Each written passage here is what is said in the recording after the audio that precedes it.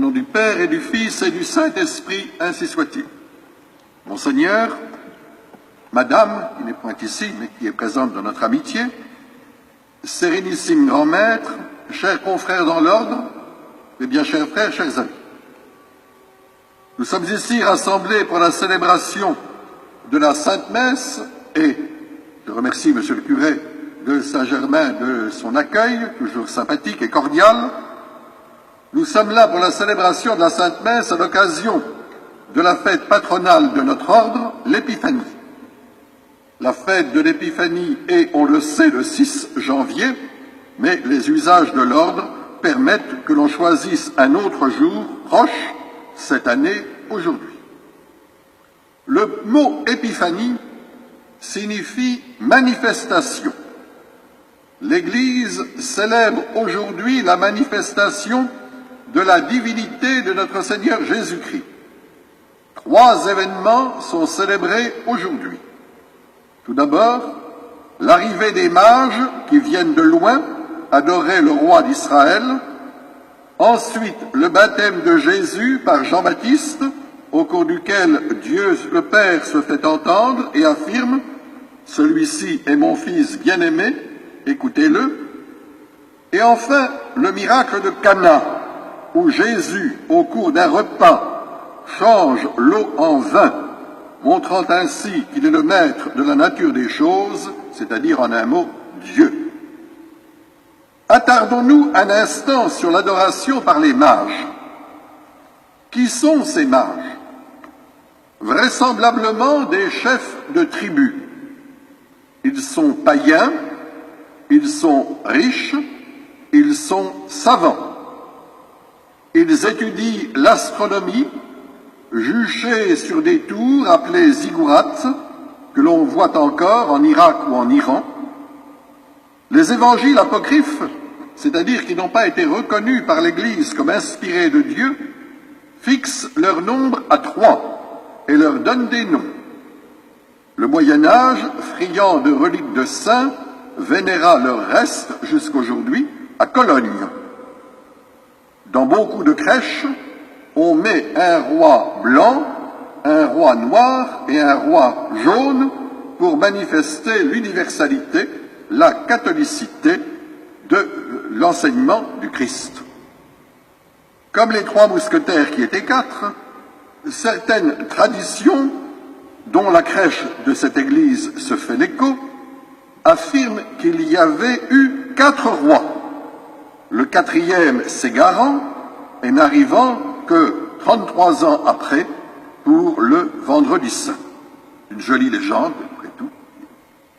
L'artiste qui fait la crèche de Saint-Germain et qui est un spécialiste des rois mages pourrait vous en parler savamment. Ces païens sont paradoxalement des modèles de foi. Ils connaissent les livres sacrés de différentes religions, ils savent qu'Israël attend un Messie roi, et sur la vision d'un astre un peu différent des autres, ils partent. Ils ne savent pas exactement où ils vont. Ils suivent l'étoile. Ils ont confiance. La foi, c'est cela, c'est avoir confiance. La confiance qu'ils ont est considérable, car ils quittent leur tribu, leur royaume, au risque de subir un coup d'État. Et ils partent pour un voyage dont ils ignorent la longueur et la fin exacte. Ils arrivent à Jérusalem. Toute la ville fut en émoi, dit l'Écriture. En effet, l'arrivée non pas d'un, mais de 3 rois étrangers qui devaient voyager comme les potentats de l'époque, c'est-à-dire avec des centaines d'esclaves, de gardes, de femmes et des troupeaux considérables pour manger en route. En un mot, il faut s'imaginer toute une petite ville qui se déplace. Nous sommes loin du président normal, si j'ose dire. C'est tout à fait autre chose. Ils sont rois, ils vont voir le roi local, Hérode. Hérode est un roitelet, une caricature de roi, placé là par l'autorité des occupants, les Romains. Il est cruel et débauché. Il ne craint pas Dieu. Il ne connaît que peu les Écritures. Aussi doit-il demander au docteur de la loi le lieu de naissance du Messie, alors que tout Israël savait que ce serait Bethléem. Les rois partent donc et arrivent à Bethléem. L'Écriture dit, l'étoile s'arrêta au-dessus de l'endroit où était l'enfant. Et alors ils éprouvèrent une très grande joie. On les comprend. Partis depuis des mois, sans savoir où ils allaient, enfin ils arrivent. Au-dessus de l'endroit où était l'enfant. La Sainte Famille n'est plus dans l'étable, dans la grotte. Saint Joseph a dû trouver une maison en attendant de repartir à Nazareth. Il va de soi qu'on ne peut voyager avec un bébé si petit et qu'en plus il faut attendre qu'il y ait d'autres personnes pour accomplir le voyage. À cause des bandits, on ne voyageait qu'en caravane. Les rois arrivent et entrent. Ils découvrent l'enfant et sa mère. Ces hommes de foi ne doutent pas. Ils sont venus reconnaître le Messie d'Israël, le roi des Juifs. Ils le voient, ils ne doutent pas, ils adorent. Leur foi, en voyant un bébé, fait songer à la foi de Saint Jean quand il voit le tombeau vide. Certaines âmes n'ont besoin que de peu de signes pour croire, d'autres de beaucoup. Les pharisiens, après avoir vu la résurrection de Lazare, qui est un signe considérable, ne croiront pas. Les rois adorent. Arrêtons-nous un instant sur ce verbe « adorer ». En français courant, celui des journalistes de la télévision ou des ministres de l'Éducation nationale, adorer veut dire aimer énormément. Ainsi, l'on entendra « j'adore le camembert »,« j'adore le chocolat » ou, pour les plus pervers, « j'adore tel homme politique ». Le verbe « adorer » vient du latin « ad », qui veut dire « vers », et « os », « oris », la bouche, vers la bouche, c'est-à-dire embrasser. Il s'agit du baiser respectueux du vassal envers son suzerain, ou encore de la main de la dame par un homme, ou de la main du prêtre et de différents objets dans la liturgie traditionnelle. Dans certains pays, on embrasse la main du prêtre parce que cette main touche les saintes espèces.